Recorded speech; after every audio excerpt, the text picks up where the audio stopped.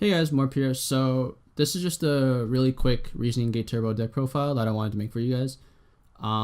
This is the list that I have right now, and I'm just going to explain kind of how the deck works, the inspirations behind the deck lists that inspired me to make this build of Reasoning Gate, or inspired my take of it, and just kind of look at some replays as well. So I think first things first, how this deck works is that you either start off with Reasoning or Monster Gate. Reasoning will mill through your entire deck while hitting monsters like Air Knight, Jinzo, Crane, and Demok. Same thing with Monster Gate too, but you need a tribute for it. So from there, after you mill through your entire deck, eventually at some point you will hit Demok. Demok will get back usually Dimension Fusion or Monster Reincarnation for one of your milled Chaos monsters. And then from there you want to activate Monster Reincarnation, get back one of your Chaos monsters and activate Dimension Fusion. Summon back all the banished Chaos fodder that you had, and then just kill your opponent. Something important to note is that usually your deck requires 2 to 3 pushes to actually win the game. More commonly too, if you kind of mill badly off Reasoning or Monster Gate, usually you need 3. In those cases you will need 3. So keep that in mind. But yeah, anyways, usually the initial push, or the first 2 pushes, will involve Reasoning and Monster Gate into these 6 monsters right here. And after that, your final push, or the one that actually ends the game, is going to be Chaos plus Dimension Fusion. So let's look at some of the lists that inspired me to make this deck the way I made it. The first list we're going to look at is Noxjja's Gate list. This list is pretty different from mine with the spell and trap lineup, but the monster lineup is nearly entirely the same, the only difference being Bicep Shock. So from this list, I took the idea of there being 10 monsters and only 6 Reasoning Gate targets, plus the 4 Chaos monsters.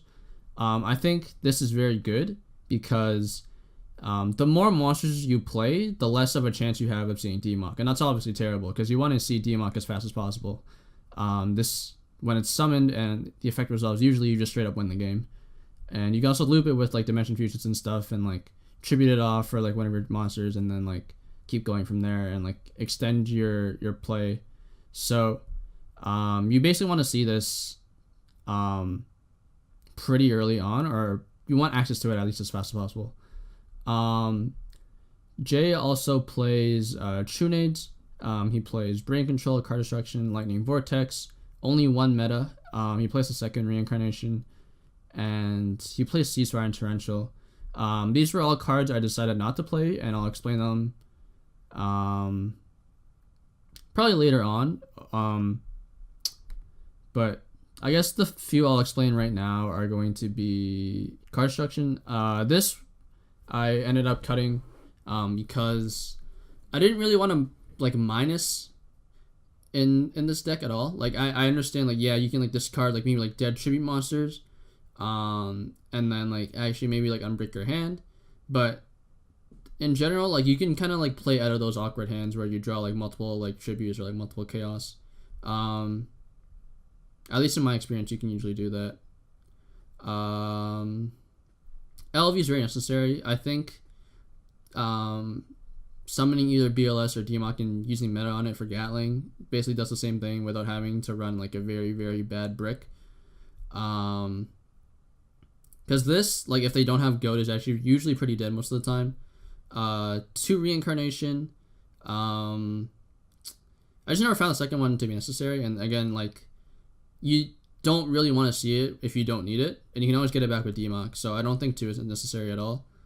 Ceasefire for the extra burn, again, I find unnecessary because of the 2 push mentality that I explained earlier on. And Torrential is also very counterintuitive when your deck summons monsters, big monsters by the way, faster than basically any other deck in the format. So more often than not, this is just going to be dead or very awkward to play. The only time it'd actually be good is if you're losing and you have no offensive presence whatsoever, but you have 3 Scapegoat to stall already, and this just seems very counterintuitive more often than not. Like, the chance of it actually being good for you in a given game state is going to be much lower than it being bad. So yeah. Main thing I took from this list, again, is just like the monster lineup and the way it's constructed. Let's move on to this list. So this is Jazz's Reasoning Gate list. The main thing I took from this is the idea of 2 Dust Tornadoes and no True Nade. The main reason I decided to do this is because with True Nade, if they have chainables like Scapegoat, most notably Scapegoat actually, it's just pretty bad, and like Scapegoat will stop a lot of your OTK attempts, despite the fact you do play 2 Air Knights and you do play Gatling to like potentially pop tokens and like get enough damage in to actually make lethal when you need to. But you know, you want to prevent that as much as possible. Dust also stops Snatch, which True Nade does not do. You also notice I played 2 Pokemoon in my list. Again, this is mainly to prevent Snatch and prevent Thousand Snatch Restrict. It's also like Jinzo and like Dustino also have somewhat negative synergy, so playing the 2 book I find is somewhat necessary and actually pretty helpful more often than not. So that's the main idea I took. I don't like Nobleman at all because with Nobleman, like, I don't really find the effect necessary when all of our monsters are so big that they swing over all the relevant flips in the format anyways. You can say like, oh, but like, you know, like if you do that, then you might not have lethal, but usually that doesn't come up, and you don't really care if they get a flip effect off anyways. Duo, for the same reason, it conflicts with Dimension Fusion. I don't find it necessary at all. You'll notice I do side it though, mainly for like stuff like Empty Jar, just like alt win decks that require to have your opponent to have like a very big hand in order to win. So there's that. I also didn't play Hades. This is like more or less the same reason why I didn't play Baizer at all, as well. So the thing with Baizer and like Visilia Dragon and like Hades, like extra darks, is that they decrease your chance of hitting DMOC, which I kind of explained earlier. And basically what I thought was that you want all of your reasoning or gate targets to actually net you near immediate card advantage, or you want them to like floodgate your opponent's back row so that you can actually push successfully and make your push actually go through. So notice with my list, like this nets immediate advantage anytime I swing or I trade with like a battle trap. This floodgates traps. This nets an immediate draw when I summon it, and this nets an immediate spell from the graveyard when I summon it. So these all basically net near immediate advantage, whereas with Hades, like again, I kind of like said like the flip effect that you get off of this doesn't really matter, and I would much rather draw cards than deny cards from my opponent. Because again, you prioritize damage over like card advantage more often than not. Same with Baizer. Like Baizer is very hit or miss. Either it's very good or it's very, very, very bad because your opponent just might not have set stuff. You also can't really control like when you summon Baizer, so you can never control like when you want the effect. At least with Jinzo, like this has decent stats, and even if they don't have traps on board, like it's still a decent beater. I guess we'll go back to my list and we'll explain more of the differences. So I kind of explained most of the monster lineup at this point. I explained this 3 meta. So with 3 meta, this is actually kind of important in my opinion because early game, like if this combos well with Scapegoat, later game you can like meta away like any like monster you have in order to like yard Chaos Water into your graveyard if you need it. This is also really important for making stuff like Gatling, for making stuff like Balter if you need it. It's just a really nice like extender that comes up somewhat often. I would much rather play 3 than play any less than that because I think the amount of times it's come up has made me want to play 3. If you don't have like obviously if you don't have monsters on the board, it can be a brick, but more often than not this is going to be really good. It's also important to note how like this plus basically any gate target is instant chaos water like once both monsters die. Once the monster you summon off this dies, like this plus Balter, once the Balter dies you have immediate chaos water. This you can make Ojama K if you really need it, though I really wouldn't recommend it at all. Same with Jinzo. Jinzo, what you're usually making with Jinzo is like Ryu Senshi, so that you can still shut off traps while guarding a Dark in the Grave. This you can make Dark Fire, and then once both die, you have access to Chaos Fodder. This is the only thing that I don't think I have like a level 8 light for, but that's only. But like even then, like this is still important for like Gatling, because like you need like 2 Gatlings to push through Go tokens more often than not. 1 reincarnation. I've in practice I never need more than 1. I know like Jay plays 2. I don't really find that necessary at all. It's helpful sometimes if you like want to discard a Chaos Sorcerer in your hand and like to Yard a Dark and then get back like a second light and then like make your Chaos live and then you can push. But like outside of those fringe scenarios where like you've milled all your Chaos and actually need this, or like you need attributes in the grave because they're in your hand, it's just a brick. Like you really don't need this at more than 1 copy in my opinion. The upstarts, right? So the upstarts were mainly in there because I realized I wanted to increase the consistency of this deck. If you guys played, I think back in like 2013, this was when Upstart was gaining popularity, not in Go but in current, because of Patrick Coban. He just like wanted to play Upstart and basically like everything because he wanted to play like a 37 card deck, and Upstart was at 3 at the time.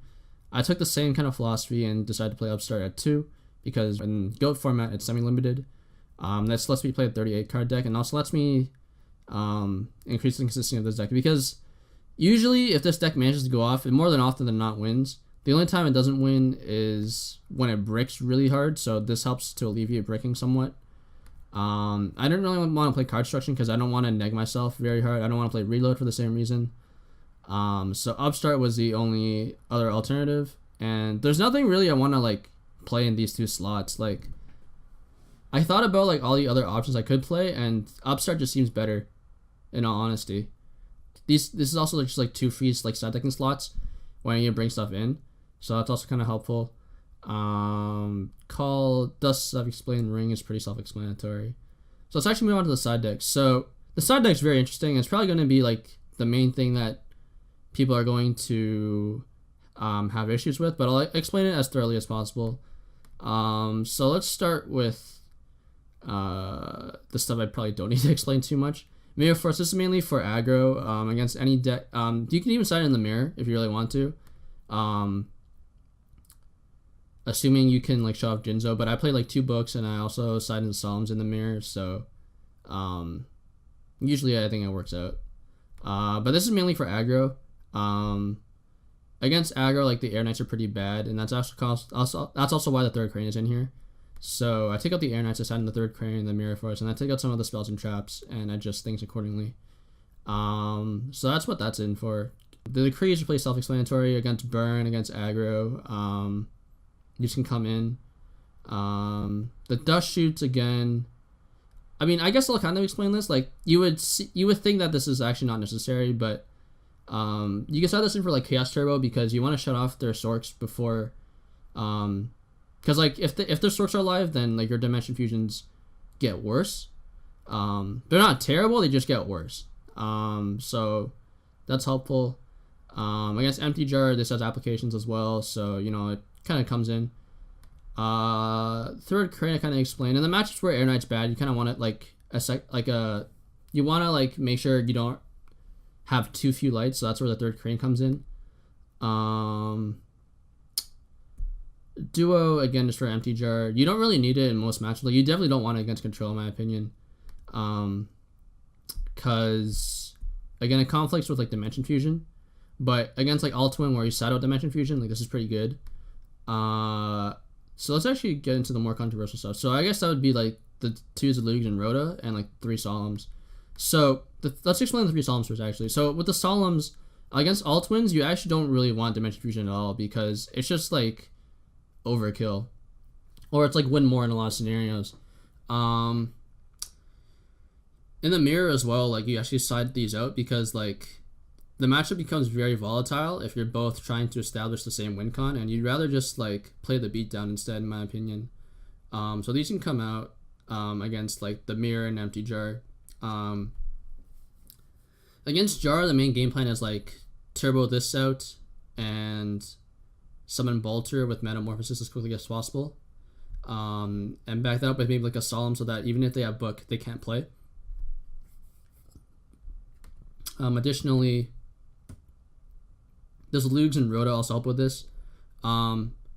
So with the Zalugs and Rhoda, like they also just help against like Altwin because like again you kind of like want to just like rip their hand as efficiently as possible. That's generally how I approach most Altwin matchups. Not all of them, but a good chunk of them, specifically Empty Jar.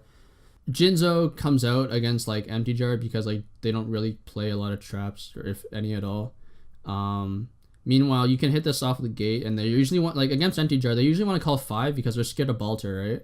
So stuff like hitting this off of say Reasoning, and then just like ripping a card out of their hand and like doing it turn after turn until they actually deal with it is actually really good.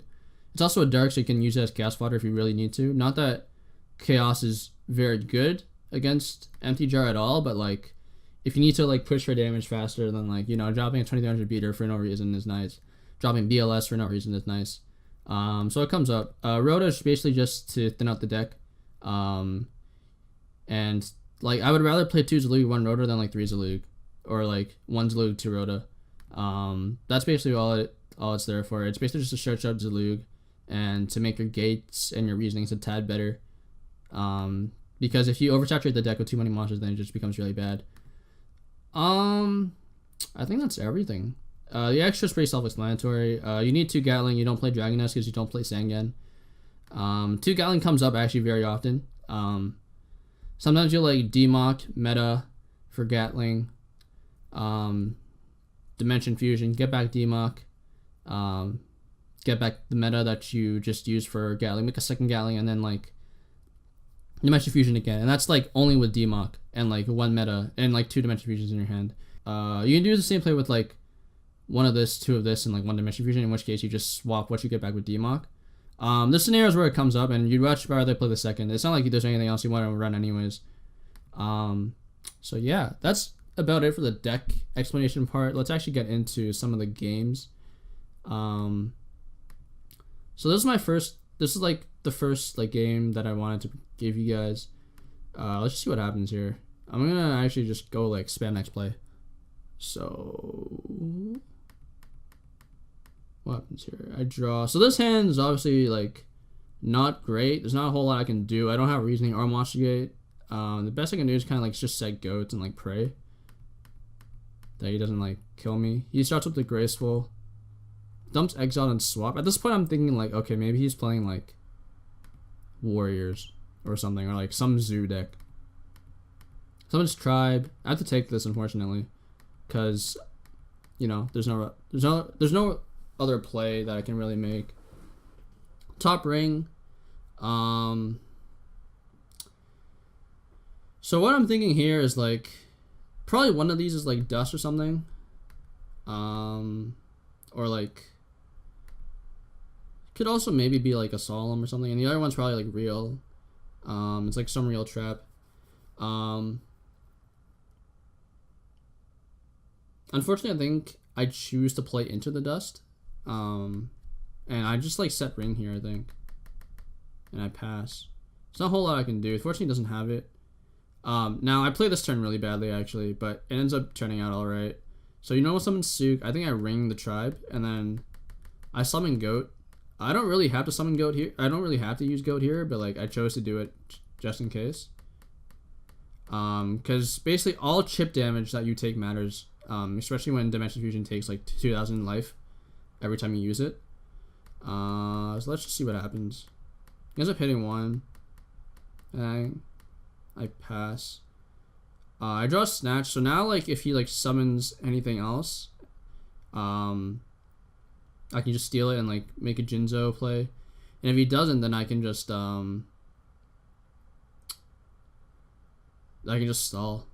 So he passes. Has Prima. So this is why the Goat was actually kind of bad. But I felt like I had to protect my life points somewhat at that point.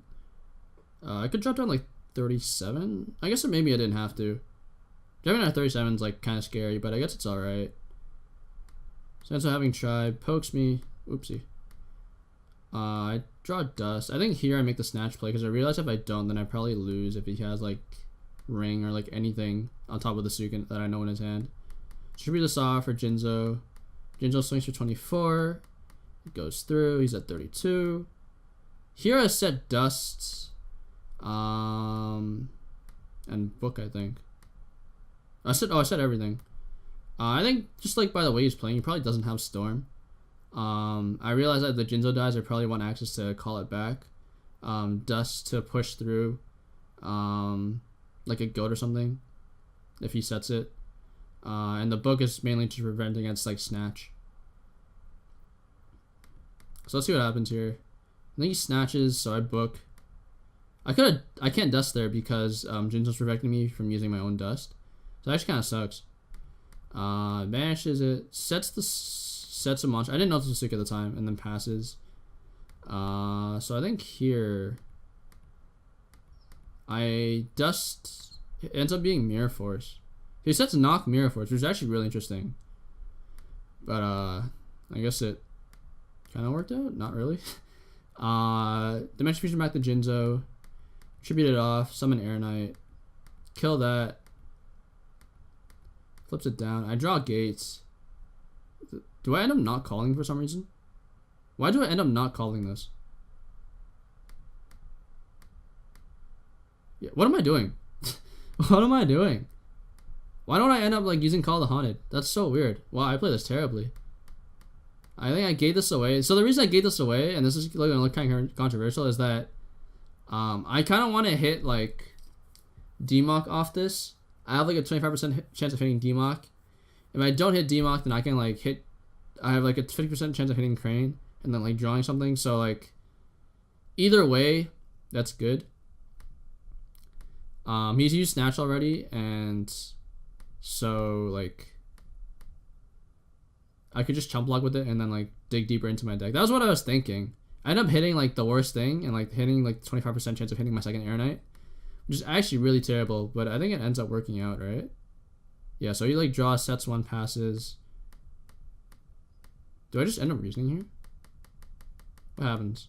I think do I hit DMOC off this? I hit Crane, and he called 4, so I don't get anything. Banish, summon BLS, and then I just call. I don't know why I didn't do that earlier, but it's whatever. Yeah, I think maybe I wanted to like wait for until I had lethal. That's why I didn't do it, but I probably should have just dropped him down at 300. I don't know. It's whatever. So somehow we win that game. I don't think I played it too well, but I think you saw like the main idea with the deck. Like we made like a small early Air Knight push, and then towards the end of the game when we had materials in the graveyard, we banished his set monster, summoned BLS, and then like the combination of like stuff like Air Knights and like Jinzos and Call, and just him like paying himself down. Well, it was like the ring and like the duo. I think, did he duo? The ring and like he had Prima, right? Ring, Prima, and some other things. We managed to whittle him down pretty fast. So that's that.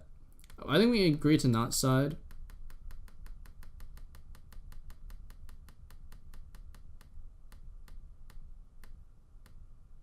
Starts with the pot. Sets one, passes. My hand is very awkward. So one thing I do with the Graceful is that I actually dump my Chaos Water just in case I need to react to something he does. This also helps me dig deeper into my deck. So it's pretty good. Like we don't play Serpent at all, so like basically the minute you see Graceful, the only reason why you would want to hold it is if your hand's already very good. Otherwise, just like dumping Chaos Water and digging deeper in deck is pretty good. You also want to use your draw spells before you gate, because if you hit DMOC, then you can get back your draw spells if anything. So I think I should end up using Graceful. The draws are actually alright off this. Like we have Chaos and Dimension Fusion, so we can at least establish like a late game. We need this to go live somehow. But yeah. He summoned Blade Knight, swings for 16, passes. I draw Reasoning. Let's see what I get off this. I play it, right? Yeah. Calls 5 for some reason. So I'm guaranteed a monster off this because I only play 2 Air Knights as 5s. So that's nice. What do I hit off this? Hit Crane. Crane nets me a draw. I think I gave the Crane away, trying to hit Demok. But instead I hit my second Crane. Jinzo would be nice here as well, just to like swing over that. Draw book. What do I end up doing here? I think I tribute for it and swing. So this, again, this is like the first push that I was talking about. Like, you kind of want to like just mill through your deck, use your tribute monsters as necessary, bait out traps, get some card advantage if they don't have a trap or anything to stop it with. Unfortunately, he has book, which is fine. So I think here I just set call and book. Call is fine because if he like storms, then I can just like get a draw off it. Yeah, book protects the Air Knight in case he just swings into it and doesn't have anything else to follow that up with. Swings. I booked this as I should. He noblemends it, which is interesting. I'm surprised he kept those in, despite the fact that I really don't play some monsters, and that just makes my Dimension Fusion stronger for no reason. Sets 1, sets 2, passes. What do I end up doing here? Target Air Knights. Now, I'm not sure if I should gotten Crane here. You could argue, like, well, the Crane, like, swings over, like, this anyways, and probably swings over whatever the heck that is, without having to bait out Balch, like, the back row. I think bait out the back row is actually better here, though, just because I'm holding Chaos plus Dimension Fusion, and, like, the more back rows I bait out, the higher the chances as they're going off. So let's draw a Jinzo, which is actually amazing. Tree for Jinzo, no response. Meta the Jinzo away for Ryu Senshi. This is important because if I don't do that, I actually don't have lethal. Because I need to summon back like 5 I need to summon back like 3 monsters off the Dimension Fusion to actually win, I think. Because I can't summon like this or this if I banish them because they weren't summoned properly first. So I banish those 2, summon the Sorcerer, Dimension Fusion. I think from here you just scoops. So yeah, so this is like the second push that I was talking about. So like Chaos plus Dimension Fusion after you mill through most of your deck to actually make the Stork live. Yeah. And then from there he just kind of scoops. So I think he just straight up has nothing. And like that's not Cyberjar. So yeah. So if you decide to play my deck, keep this in mind. Again, the idea of there being a first push and then a second push. Sometimes the first push ends up being divided into 2 pushes, and in which case like the Sork plus Defu or like the BLS plus Defu ends up becoming the 3rd push. But that's the general game plan. You do need to chip them down first. Very rarely are you going to like nut your opponent so hard that you actually draw like Chaos plus Dimension Fusion and you summon like 3 monsters off the Dimension Fusion and then somehow that's still enough for game. That very rarely happens, so just keep that in mind. This is another game. Let's see what happens here. So I end up going first. I think this game ends up being a mirror, right? Yeah. So I upstart first. This is mainly I don't want a graceful because if I like graceful immediately because I'd rather upstart, see what I draw, and then if I draw jank off the upstart, then I can discard this. You generally want to play upstart and pot first before you play graceful at all, just because it can potentially influence when you choose to discard.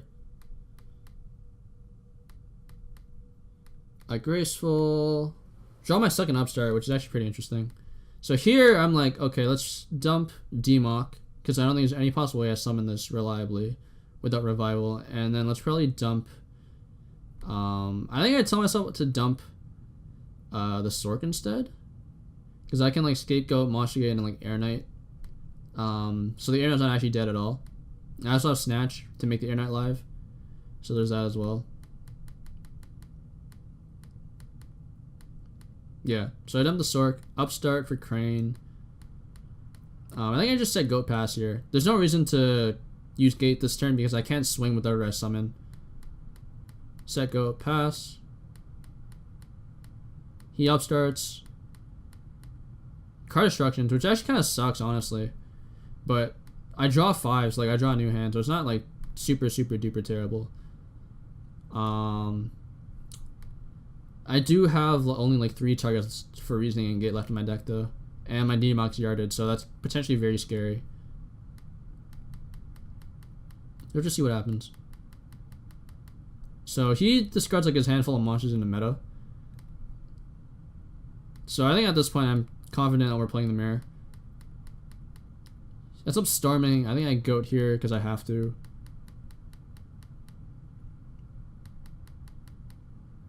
Reincarnations for BLS. Summons it.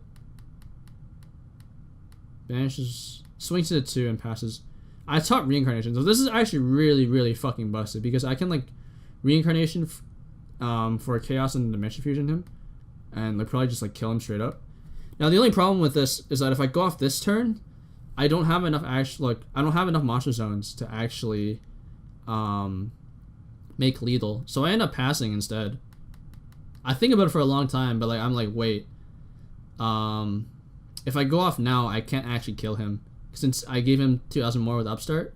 Had I not done that, I probably would have been able to kill him, but I'm not able to this turn because of that. So I was passing. He ends up killing both tokens. What do I end up setting? I set up Dust, right? Dust snipes an end phase goat, which is good. So yeah, again, like, had this been Trunade, right? He would have goated and I would have, like, not been able to kill him. So that's why I think Dust is better. You want to keep their scapegoats dead as much as possible, or, like, you want to mitigate their effectiveness as much as possible when you can. Draw book, that's irrelevant. I dumped the book, actually. Get back BLS. Banish those 2 for BLS. Dimension Fusion them back. I passed Prow here because I don't actually want to, like... I don't want to banish this and then give him, like, the BLS back with Dimension Fusion. So that's actually really important. So with Sork and BLS, if you're holding it, you usually want to pass Prio, and then after you summon stuff off of the Dimension Fusion, only then do you want to banish stuff. That prevents them from getting back whatever you banish off of BLS's effect with Dimension Fusion. So keep that in mind. That's why I say pass Prio there. Do I forget to draw off Crane? Lol, I just forgot to draw off Crane. It's fine though, because it ends up being lethal anyways. Don't forget to draw off Crane, boys. Don't forget that. This hand's actually okay. He ends up going off first turn, which he really shouldn't do, but he does so anyways. Hits a Jinzo. Duos me. I don't know why he didn't do this earlier, actually. Because if he did it first, I might have dumped the Snatch instead. Tributes for Air Knight. Prima's the Jinzo back. And he makes Balter first turn, which is actually terrible. Like, he started off really, really, really strong, and him going off first turn actually ended up helping him. So I think I snatched this. I Graceful, dump the Crane and the Metamorphosis. Because the book's going to be nice in protecting the Balter if I need to. Reasoning. I think he ends up hitting this one, doesn't he? Oh, he doesn't. Never mind. Draw Air Knight. MST, the Prima, so the Jinzo dies, and then just swing for 39. So I think here, like, I think I'm in a pretty good position, right? Good, but his last card in hand actually ends up being BLS, and I just, like, lose. So there's not much I can really do there. I think I booked the BLS just for a turn, just to see if I can, like, draw it out. I don't draw it out. Reasoning, trying to, like, hit D-Mock, I think. Because I think that's possibly, like, the only way I win this game. Yes, I'm calling 4 too, so he actually lets me do it. I'm hitting Zalug. I started this in against this guy, but then I realized after some testing that siding in Zalug and Roto in this match probably wasn't worth it. I'd probably only just side Solemns, Mirror Force, and Duo, and probably cut like Jinzo, the 3 Dimension Fusions, and like Heavy Storm. I still have to work at some set deck ratios, but like for the most part your set deck should be okay. So that's what happens anyways. As this replay, right? So I just summoned the Zalug in defense. I turn everything to defense. Oh, actually no, he called 4, right? So I actually don't even end up summoning anything. I'm trying to like live here, but I end up just like drawing dead for like the next 3 turns. He ends up killing me. Let me just see if this is live at all. I think it is actually. So I could like draw and like set it, but I still die regardless. So like there's no point. I ended up scooping. We go to game 3.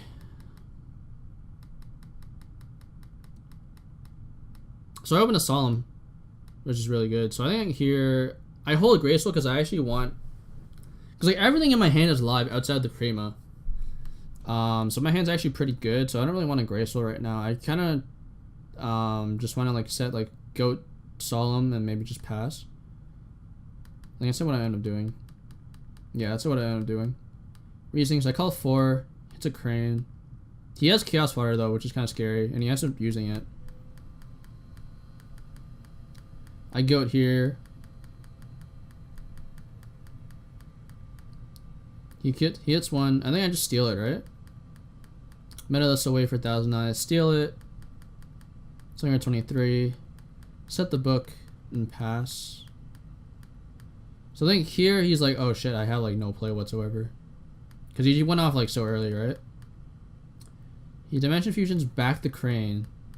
Just to draw 1. Gates that away and then like a last ditch effort, and then I just Solemn it. So like, again, this is what I kind of said back with like the deck discussion. So if you play Solemns over like the Dimension Fusions, and you just cut the Dimension Fusions, like you end up playing a more aggressive game, and instead of making the matchup more volatile, you establish some more control over it. So like doing this just basically eliminated any sort of play he had, or any like chance of him coming back into the game. I think he ends up just like scooping from here, because he dumps that to get back. Yeah, he's just like, yeah, I have nothing in this game. So even if, say like he summoned like this, right, get back the Crane, had like Premature Burial, he's not getting anything relevant back with this.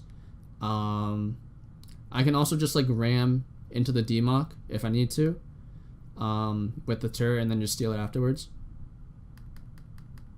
Unless he summons in defense, which would be interesting, but I still wouldn't really get him anywhere. I can also just, at that point, I can also just book my turret and then like flip it, steal, and like make game. So yeah. So that ends up being the second match. And the third match was the one I played today. This was probably the one I played the worst, I think. But let's just see what happens. So this hand, I definitely pass with this hand. Like I don't want to set the Crane and go off. There's no reason to. Because I can't swing this turn, right? So I just end up passing. Ends up doing me. It's the Crane. I think I dumped the Air Knight here.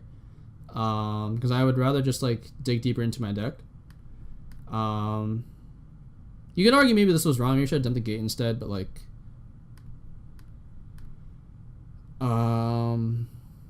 either way, it was either this or Gate, and I decided to choose to hold the Gates instead, because it allowed me to dig deeper for a Demock if I needed to.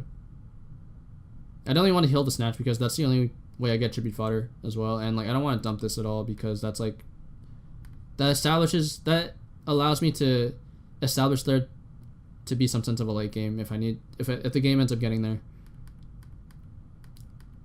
That's what card destruction me instead, and like the new hand I draw is actually much better. Dumps for a T-Drag. So he's playing like Thunder Dragon Chaos Control at this point, because like we saw like a 0 plus like T-Drags. It also could be Chaos Turbo, but just like based on like the fact he's playing like, I don't know, it could be Chaos Turbo. It's one or the other. So I think he swings for 17, and I just pass, and he passes back. So here I can go off 2 as 1 bagger, or I could just set both. I know his hand is like a 0-2 T-Drags and like 1 unknown, so there's very little chance of me actually dying. He also doesn't have any Darks Engraves, so like there's no real way I can die at 63. So I think I just end up setting both my traps and passing. Summons the Azura. I think I ring this. Sets 1. I dust the old set actually, because I had to read that this was Scapegoat, and it actually ends up being Scapegoat. And I told him that he can't, because he's normal summon Azura this turn. So that's kind of like why I did that. You know, like the more like common play would be to hit this, right? But I guess it was just the intuition I had and like the reads I made that actually let me win this game. So here I think I just gate, hit Jinzo, which is great. I think here I just swing, right? I don't Prima here because actually, why didn't I Prima here? Oh yeah, I didn't Prima here because I wanted like a follow-up play just in case like swinging with this doesn't end up ending the game, which obviously it won't. Has tribe, dumps, swings for 16. So now all I know in his hand is I think the 1T drag, yeah. Draw book. Here I Prima the Jinzo back.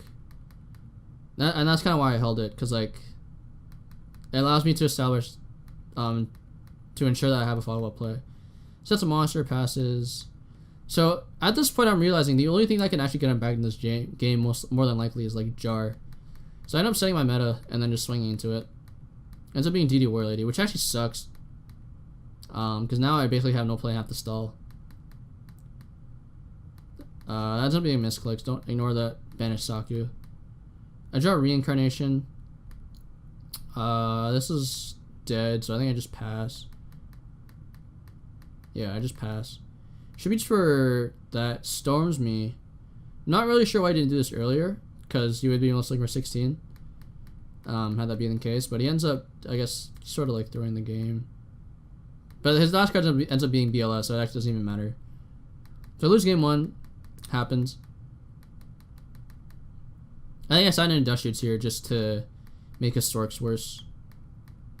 So yeah, so here I think I'm like, do I just set shoot and pass? Or do I like set a bluff? But I'm like, nah, I think I just set shoot and pass. So I just shoot him. His hand ends up being really bad. Like, it's like double T drag, BLS. The Koichi ends up being his only like real live threat, which I spin back, and then like Dust Saku.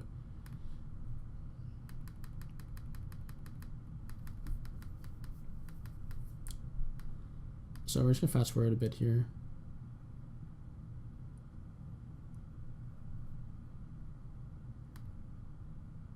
Dumps the T drag, searches another one. Set, pass. So here I'm like, okay, I need to like bait out one of the dusts. So I think here like I need to bait out dust. I tell myself I need to bait out dust. So I am setting a Dimension Fusion. Oh, actually no, I have Reasoning first. Trying to hit Jinzo, I think. And then I hit Crane instead, and I think I draw Dust. So here I'm like, okay, I need to bait out his Dust. I end up doing so. He hits the Dimension Fusion, sets another thing, passes. Here I'm like, okay, so that has to be the Saku, because that's the only thing it can possibly be. I can probably just ignore this for now. So I said Dust and pass. It ends up being a second Dust, so I'm like, oh, balls. Pass. Draw Pot of Greed, which is okay. Draw Prima. I think I Graceful into... Yeah, this ends up being pretty nutty. So I think I just dump, like, Air Knight D-Mock. And then I gate the Crane away, try and hit Jinzo. I ended up doing so. Yeah, and then from here, I have, like, Chaos plus Dimension Fusion. I think I just win.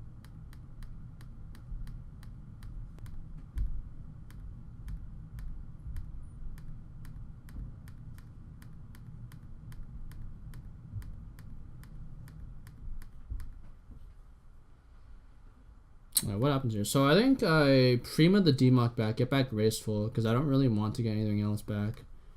Because my hand's already so busted.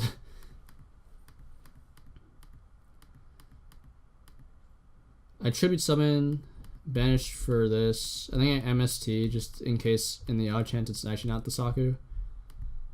But I know it is, and I just like kill him from here. I basically just like go ham. I think I like even meta, get back meta, and then I meta this Rebelter. He ends up scooping, like he's like, okay, yeah, you have way too much damage on board. Stop, just end me. Next game, he goes first, as he should.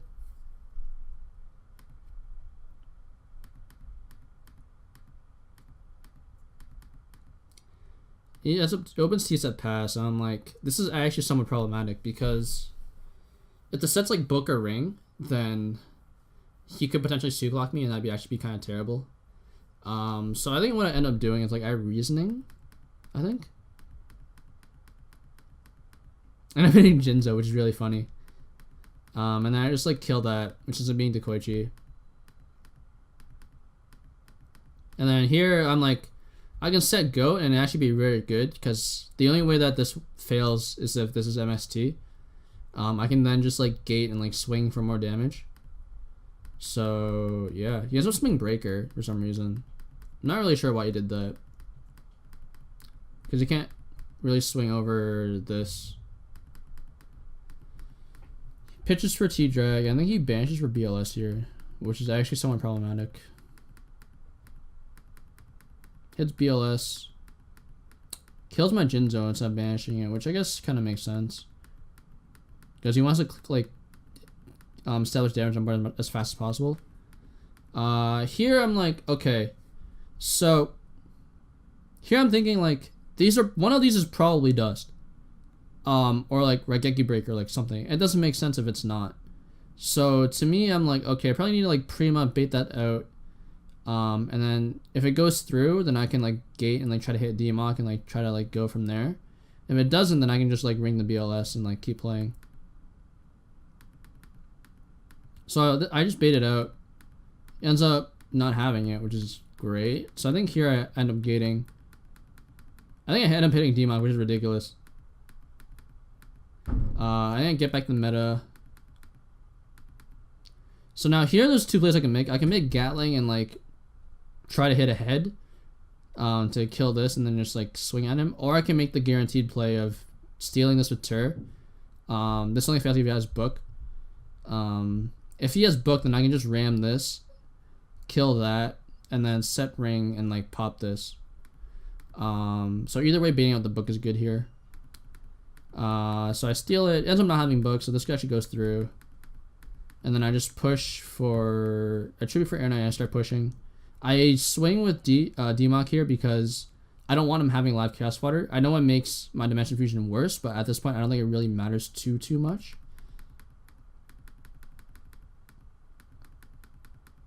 Yeah, ends up having goat, so I just kill 2, swing for 19, draw 1, pass. MST is that, so his traps go live. So that basically implies that this is like some battle trap. Not really too sure what that is, but ends up being revealed later. Here I just swing, he mirror forces, I'm like, damn it.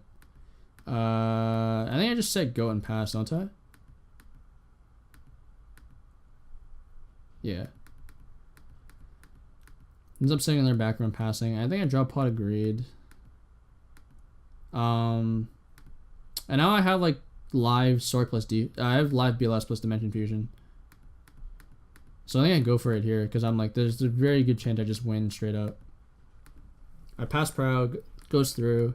Dimension Fusion, bring back, all that stuff. He also gets the stuff back here. But I get back meta and like, this is just very unlucky.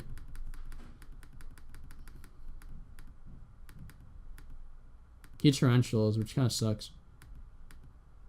So here, like, had I literally hit like just like 1 off this Gatling, I could have popped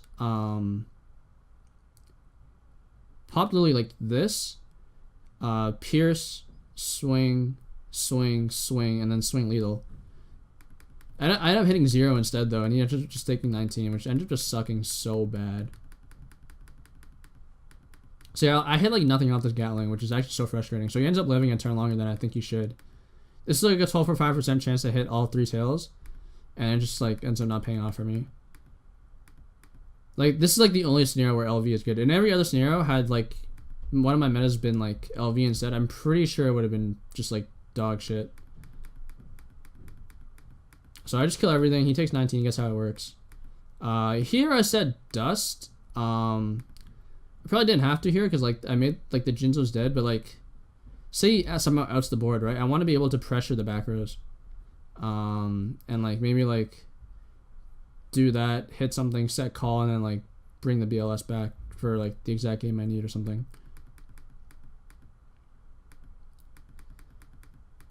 And we also know he has 2 T-Dragon hand, so like he can't really have too many resources at this point. I'm like +3 on him. Yeah, something ridiculous like that. Book, normal summons, and then torrentials. And then he passes. So like the last 2 cards in his hand end up being 2 T-Drag, so I just dust that.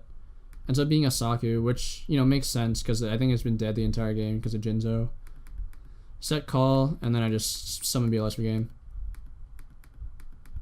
So that's how the game works out. So again, that's kind of my Reasoning Gate deck, and you saw a few games with it in action. Hopefully you learned something, and hopefully you got to see kind of like how I decided to build this deck, and what I prioritize in making this deck effective. I value consistency and being able to actually like play the game more so than like, you know, like going super off for no reason, and then like not being able to kill them, which makes Grenade bad, and then they set all their traps, and then like I can't actually win from there, which is why I think Dust is better. So yeah, like if you guys have any questions, leave it down in the comments below. I'll try to respond to as many inquiries about this deck as I can. I'm sorry that this video is like 50 minutes long, but if you made it to the end of this video, congratulations. So yeah, I'll see you guys in the next video.